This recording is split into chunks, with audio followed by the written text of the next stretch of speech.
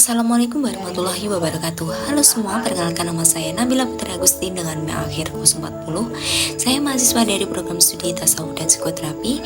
Di sini saya akan memaparkan materi mengenai memahami emosi negatif. Adapun bahasan yang akan saya bahas mengenai mengumpat, amarah besar, dendam, dengki, besar mulut, serta terperdaya.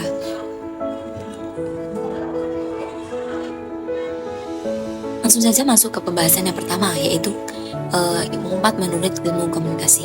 Ketika berkomunikasi dengan sesama, manusia menghadapi berbagai situasi yang menimbulkan perasaan senang, gembira, ataupun menyenangkan. Komunikasi juga dibangun bisa menyebabkan sebuah situasi yang menyenangkan sehingga berujung pada perasaan terkejut, marah, mudah kecewa, kesal, tidak puas, dan sebagainya.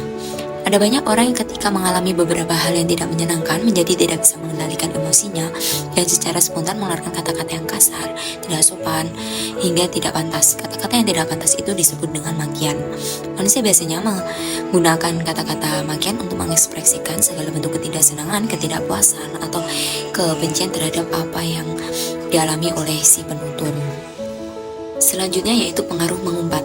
Yang pertama ada menjadi pembatas, yang kedua ada alat untuk memprotes, yang ketiga alat untuk mengekspresikan diri, yang keempat output dan alat pelepasan emosi, yang kelima mengeluarkan emosi negatif, yang keenam melampiaskan emosi dan perasaan diri.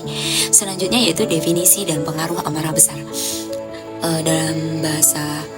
Secara bahasa dalam Al-Quran, marah diungkapkan dengan kata godop dan gais. Godop memiliki arti kata yaitu kebencian pada seseorang, kemudian dia bermaksud serta berupaya menyakitinya. Dalam Al-Quran, godop muncul pada 3 bentuk kata yaitu fi'il madi, masdar, dan isim fi'il. Godop dalam bentuk fi'il madi 7 ayat. 3 ayat disandingkan dengan la'ana atau melaknat atau mengutuk dengan fa'ilnya Allah Subhanahu wa Ta'ala. Emosi marah bisa menjadi emosi yang sangat kuat. Hal ini bisa ditandai dengan perasaan permusuhan, frustasi, atau kebencian terhadap orang lain. Hampir mirip dengan rasa takut, kemarahan juga bisa berperan dalam respon tubuh untuk melawan. Ketika sebuah ancaman menimbulkan rasa marah, tentunya manusia bisa secara otomatis menangkis bahaya tersebut untuk melindungi dirinya sendiri. Emosi marah bisa disebabkan oleh perasaan yang terluka atau adanya perilaku yang tidak diharapkan oleh seseorang.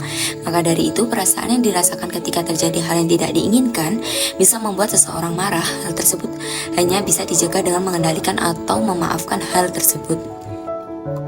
Selanjutnya yaitu definisi dan pengaruh dendam.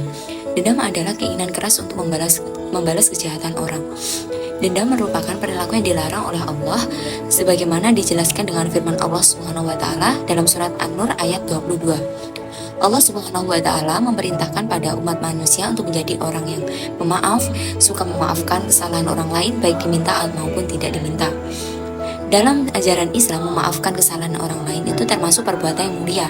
Hal ini sebagaimana dijelaskan dalam firman Allah dalam surah Al-A'raf ayat 199 yang artinya, jadilah engkau pemaaf dan suruhlah orang mengajarkan yang ma'ruf serta berpalinglah daripada orang-orang yang bodoh. Selanjutnya pengertian dengki menurut Imam Al-Ghazali.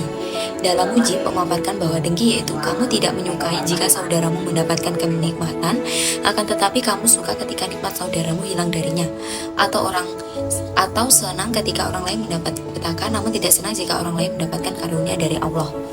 Dengki dalam Al-Quran telah disebutkan sebanyak 4 kali pada Quran surat Al-Falaq ayat 5, surat Al-Fat ayat 48, surat Al-Baqarah ayat 109, serta surat An-Nisa ayat 54. Sikap dengki merupakan bentuk dari batin seseorang yang tidak bersih dan dimiliki oleh siapa saja. Sikap dengki jika selalu diwujudkan akan mendorong seseorang pendengki untuk menyebarkan fitnah atau keburukan kepada yang didengki, dan seringkali orang yang didengki tidak berdaya untuk membela dirinya sendiri ataupun sebaliknya. Selanjutnya yaitu definisi dan pengaruh besar mulut. Besar mulut adalah istilah yang digunakan untuk menggambarkan seseorang yang cenderung membuat atau berbicara secara sombong tentang dirinya sendiri atas kemampuannya. Orang yang besar mulut seringkali membesar-besarkan pencapaian, keterampilan, dan pengetahuan mereka, seringkali tanpa dasar yang kuat. Selanjutnya yaitu pengaruh dari perilaku besar mulut. Yang pertama, kehilangan kredibilitas. Orang lain mungkin tidak mempercayai kata-kata orang yang besar mulut karena mereka seringkali terkesan berbohong atau melebih-lebihkan. Yang kedua, kolasi sosial. Sifat besar mulut bisa membuat orang lain merasa tidak nyaman atau terganggu sehingga menghindari interaksi dengan orang yang tersebut. Yang ketiga, menurunkan reputasi. Kebiasaan membuat dapat merusak reputasi seorang di mata teman, kolega, atau masyarakat luas. Yang terakhir, konflik. Sifat ini dapat menimbulkan konflik dengan orang lain yang merasa tidak dihargai atau diremehkan oleh pernyataan. Selanjutnya yaitu definisi dan pengaruh terperdaya. Terperdaya atau al-ghurur adalah penyakit mental yang disebabkan oleh salah pengertian tentang kehidupan duniawi dan lupa tentang penciptaannya. Menurut Asy-Syarhawi, keterperdayaan dan salah persepsi diklasifikasikan menjadi dua jenis. Yang pertama tentang kehidupan duniawi. Ketika orang memiliki pemahaman yang salah tentang kehidupan duniawi, mereka menganggap dunia sebagai segala-galanya dan tujuan akhir mereka. Manusia selalu mempertanyakan kehidupan akhirat, menganggap akhirat sebagai ilusi dan tidak kekal, sementara kehidupan dunia dianggap segala-galanya. Yang kedua ada tentang kepercayaan kepada Allah. Tentang kepercayaan kepada Allah termasuk dalam kategori terperdaya adalah kesalahan persepsi terhadap Allah. Maka ia akan memberikan kenikmatan di akhirat. Mereka menganalogikan kehidupan dunia dengan kehidupan akhirat.